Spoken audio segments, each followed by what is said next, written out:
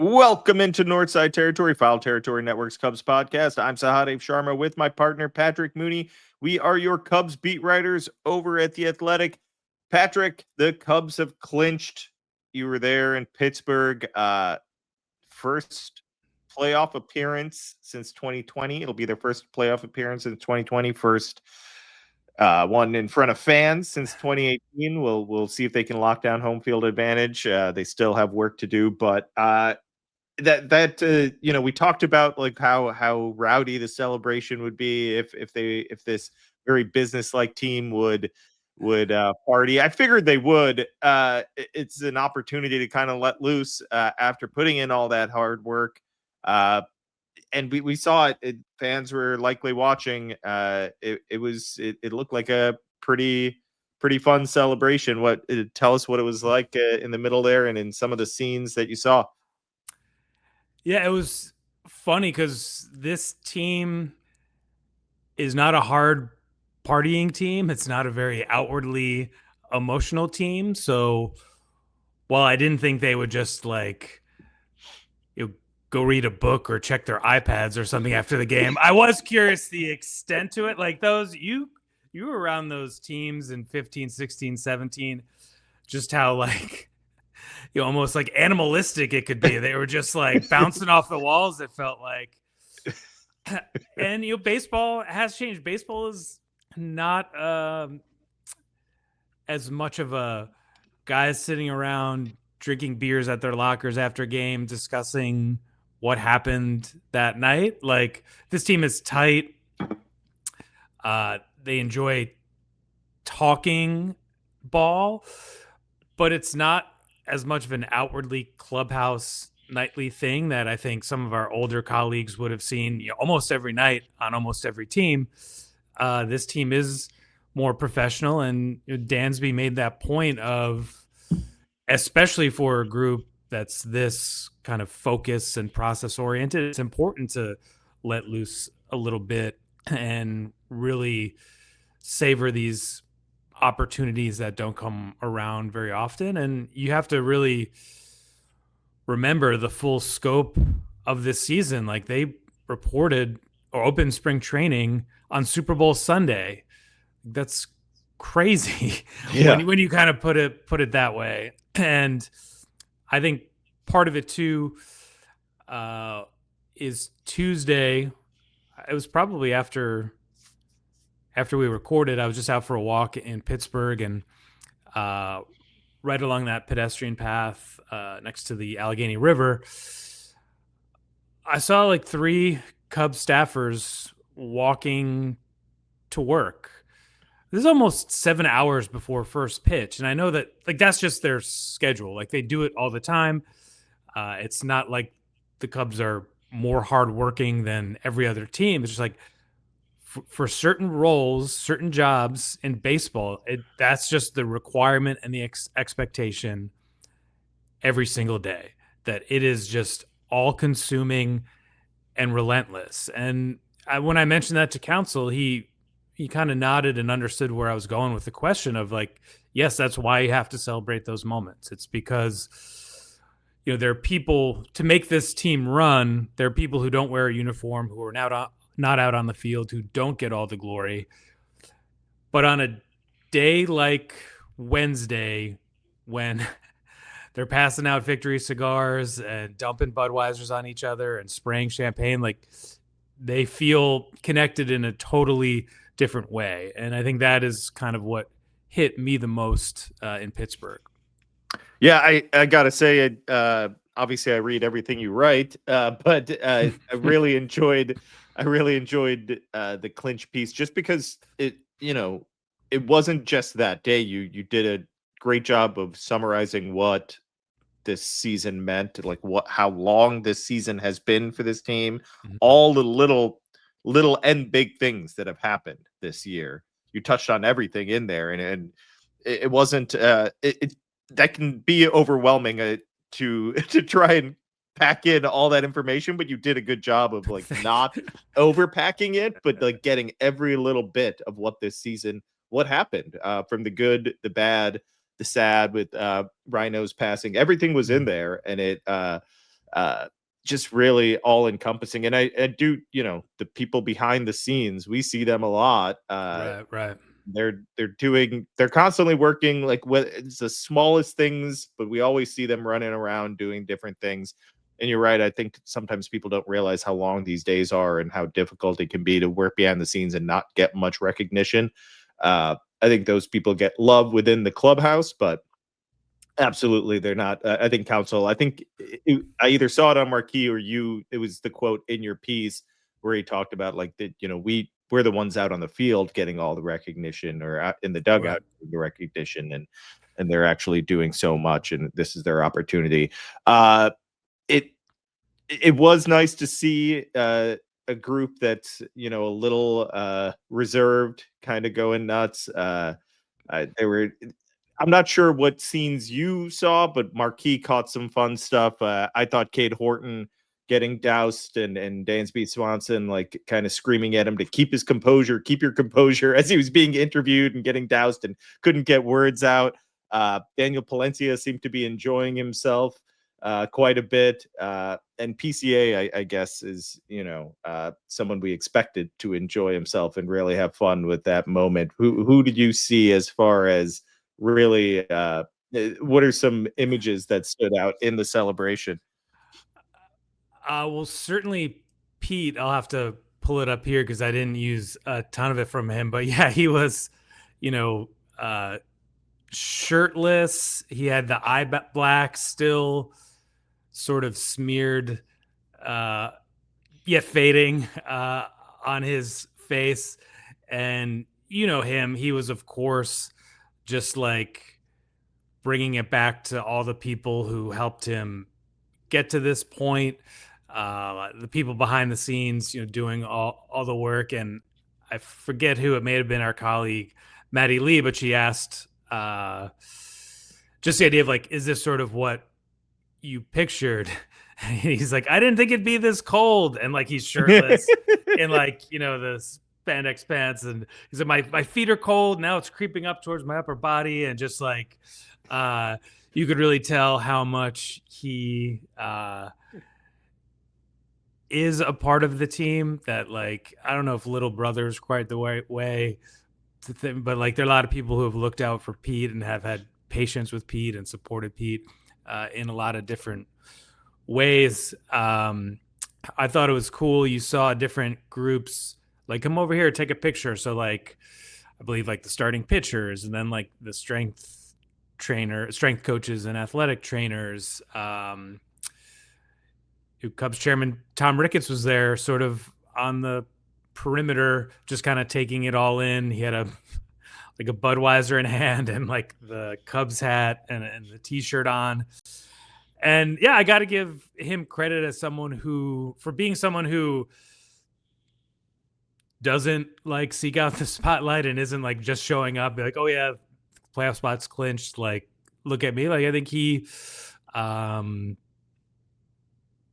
just was taking it all in. And there was Jed Hoyer and a group of front office officials. I think they were kind of like flew in, day out, just to kind of be a part of that. And then I'm just trying to catalog here. Like, basically the smell is probably what I remember most, of just how awful it smelled. Like, it would take you back to college, of just like Cooks and Andre, the cheap champagne, some various Prosecco's, and then just the garbage. I mean, just the garbage bins just So filled much. Yeah. up to the brim.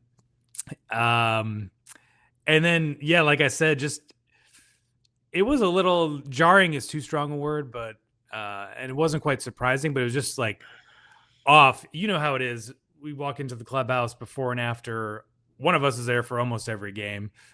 Spring training, we're there. One of us is there every day.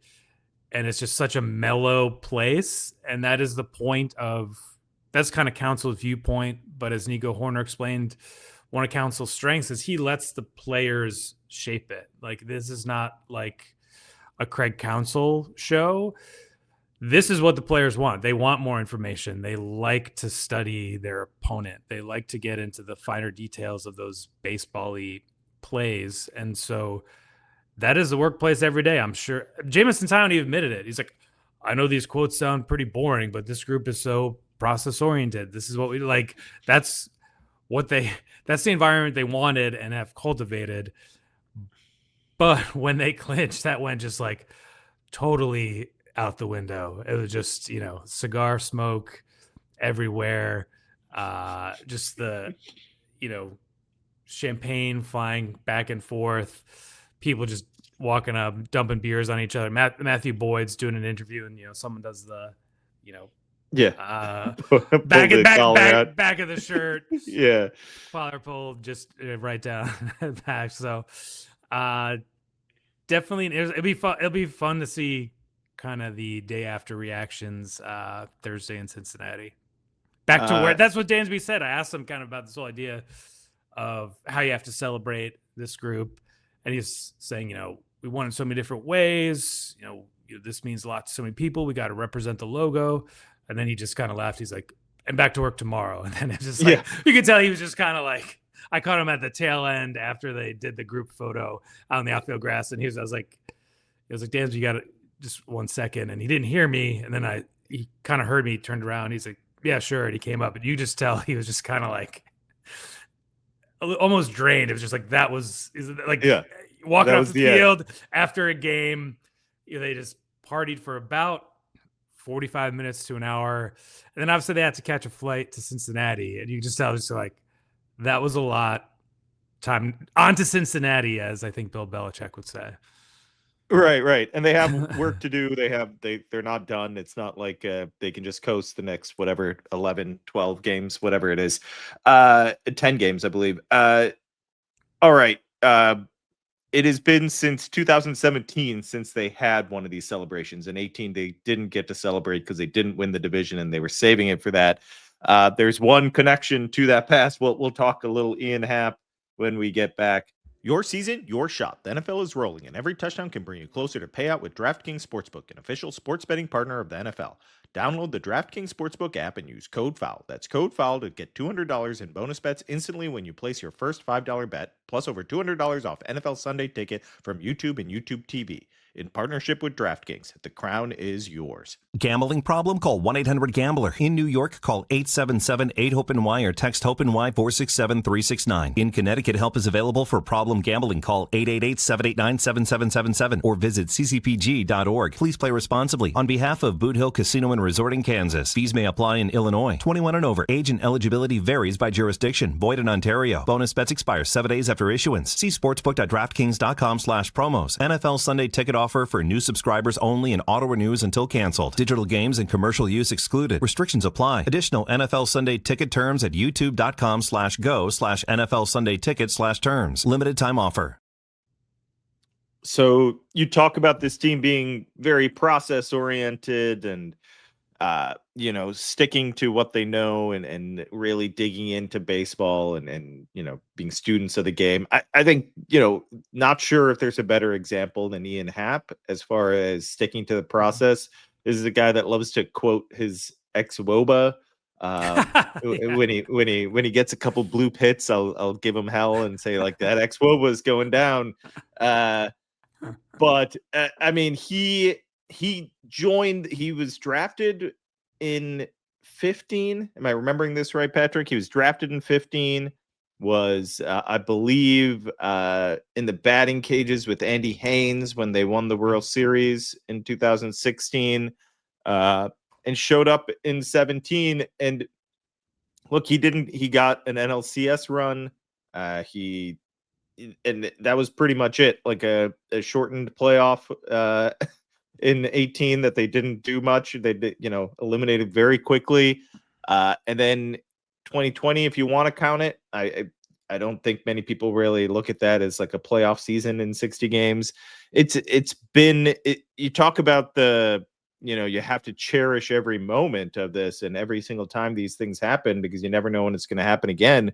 I think he's the perfect example. He probably thought this was going to be a regular occurrence, and it's been 8 years since he's had an opportunity to really celebrate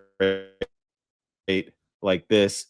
and go all out, and then hopefully get the chance to play playoff games in front of fans at Wrigley Field. Happ, as you know, is great for kind of bouncing ideas off of in terms of, hey, do you remember this, or contextualizing this kind of moment in franchise history. And I spoke to him Tuesday just to kind of work ahead and kind of compare notes, because you were there in 2017 in DC after they eliminated the Nationals, and that, to me, it wasn't when they won the pennant or the World Series in 16.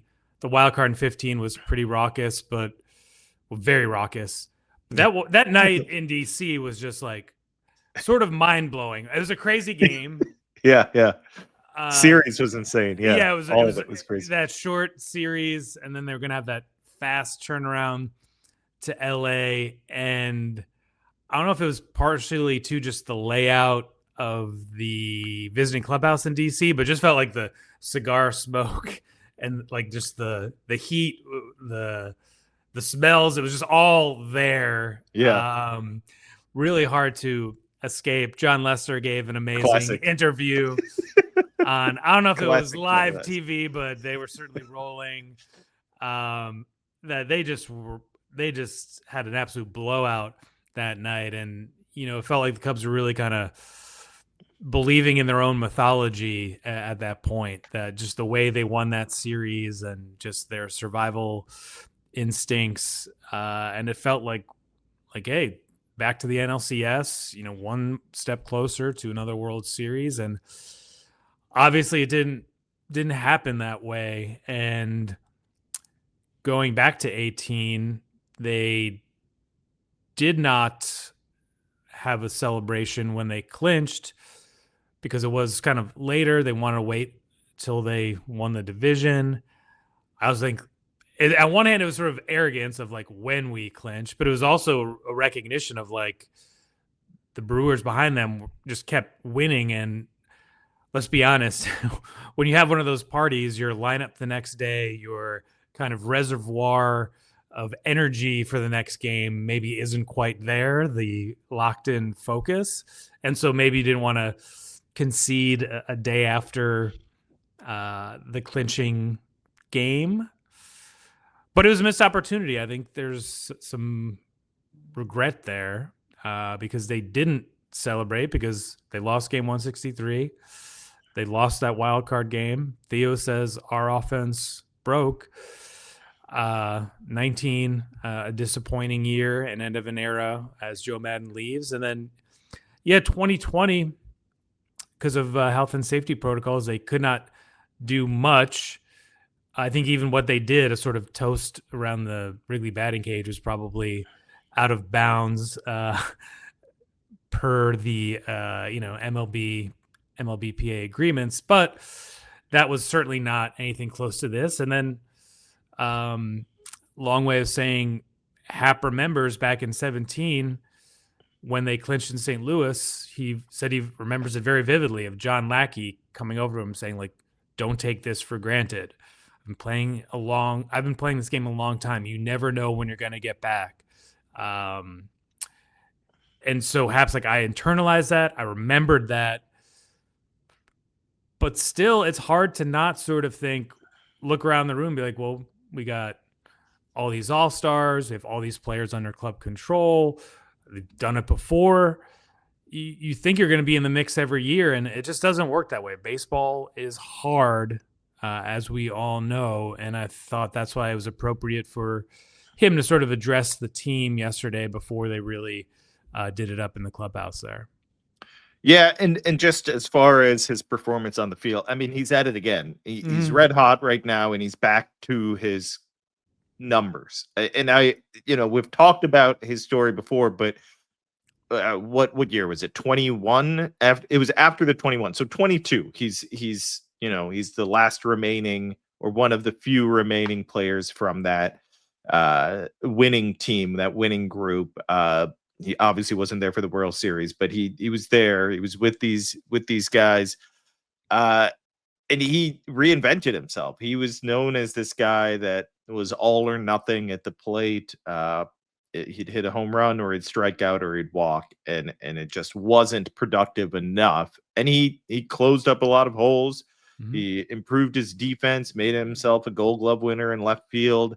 And he's doing it again year after year. It's the same offensive numbers. His numbers are actually better this year, and he'll tell you what his xWOA is. It's he's having one of his best seasons if you look at that. He's hitting the crap out of the ball. There are times when he hits the ball and I have to look, and his exit velocities aren't the highest of his career, but he's one of the hardest. He puts out the hardest contact on this team pretty consistently. It's not the hardest, but it's impressive how consistent he is with his hard contact. He hits the ball on the line a lot. I've been impressed with his bounce back this season, where it looked like he was going to have a semi-down season, and nope, red hot to end the season. I'm really curious to see how he does in October. He's hot at the right time. He's someone that can, and maybe this, I don't think it's just an online thing. I think people are hard on Ian Happ in this city. Cubs fans can be hard on Ian Happ. I think this is his opportunity to kind of make a name for himself among Cubs fans and do something fun in October. It'd be great for him to do that. You're right. He was the one that deserved to speak to the team. Kind of gone from, I mean, it's a normal progression, but you don't know what a guy's going to be as far as leadership. And he's kind of become that, not always the outspoken leader, but he is someone that when it comes to process, it's sticking to look, you're doing the right things, stick with it. Don't overthink this, get back to the basics, do this, do that. He's never going to overthink it. If he's doing the right things, he will stick with it. And I think that's a good example for young players, especially. Don't constantly tweak if the process is right. He's a great example of that. Like I said, I'm just really looking forward to see what he can do in the playoffs, because it would be nice if he can kind of change that outside narrative where some people think like, Ian Happ's not that good. Oh, he gets his numbers at the end of the year, but does he do anything clutch or anything like that? I don't think that's true. But it would be nice to kind of erase that narrative and have him valued properly. Patrick, it's almost impossible to do a show now without getting a Kyle Tucker update. So we will take a break and come back and do that. Kratz, I'm going to steal a line right from the top here about MeUndies. A cut for every butt. I took a line that I feel like you would enjoy, but then you stole my thunder with show and tell. What do you have there? Besides a huge Baduka dunk, this is my pair of MeUndies that I got. I'm not going to show you the other pair right now because I got them on, but it doesn't even feel like you have them on. Super soft, flexible, and yet holding everything together. I love the 20 different styles, 100 different colors and prints, and the micro-modal fabric is what you're talking about. Breathable, stretchy, unbelievably cozy. And right now, as a listener of FT, you can get cozy and spooky for less with deals up to 50% off at MeUndies.com/foul and enter promo code FOUL. That's MeUndies.com/foul, promo code FOUL for up to 50% off. MeUndies, comfort that's made for fall. All right, Patrick. It sounds like Kyle Tucker is getting a second opinion, and he probably is currently in Tampa going through something there. Can you explain what's happening? How concerned are the Cubs? How concerned should fans be? And what are the next steps here? There definitely should be some concern. I think, look, the manager of the team acknowledged that because they are not making progress with this injury. They are running out of days on the calendar. And he left the club when they were on the verge of clinching a playoff spot. Now that, I think, I wouldn't read too much into that last one. I mean, players have been very consistent in terms of what Tucker's brought to the team in terms of like his energy and just kind of how much he's in his element in the clubhouse, but it's very unusual. Now it makes sense to Tucker. It's not unconventional in Tucker's mind, according to counsel, because he's worked with this physical therapist before. He's from Tampa. The facility or the organization is based in the Tampa area. According to counsel, when Tucker fractured his shin last year with the Astros, he sought their help to get back and return at full strength from that injury. So the idea is essentially, it was Tucker's idea, that's according to counsel, to try something different, to get a new set of eyes, to take a different approach here with the hope of speeding things up or finding some sort of breakthrough. Tucker's expected to rejoin the team next week in Chicago. I don't know when that would be as an active player. But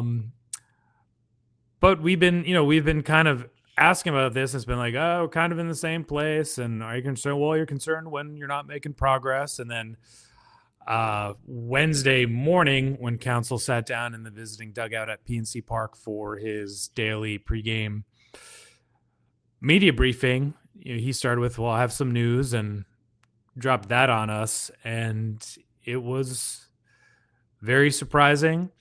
We talked about this last show, or it feels like we talk about it every show now, but like the Cubs are always going to sort of underplay the injuries. Any team would. They're going to frame it a certain way.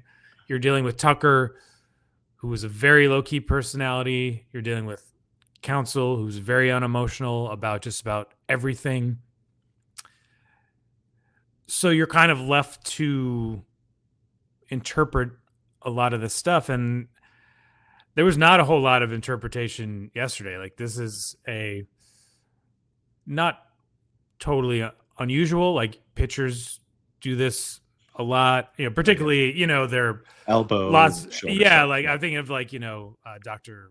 I think it was Keith Meister, who works for the kind of the Rangers. Like, they have like certain institutes, or like all these players, whether it's private hitting coaches or, off-season strength coaches, like you have to think of a player as kind of their own corporation. They have lots of different kind of consultants or experts or resources at their disposal that are not all within kind of a Cubs logo system. But yeah, I mean, you're just looking at how much time is left. Like, if he doesn't play in a regular season game before the playoffs, it'll be like almost a month layoff. Yeah. And you're talking about a best of 3 series where maybe you get one good pitch to hit every at bat. Like, those are the margins in the playoffs. And like right now, he's not in a good place. He could get there. He's an accomplished postseason player when he's right, one of the best hitters in the game. But they're just not there yet. I mean, thinking that he's going to be a difference maker in October is kind of a leap of faith at this point. Yeah, I think it's, yes, very obviously there should be concern if you're a fan until you see him out on the field. You want to see him in one of these.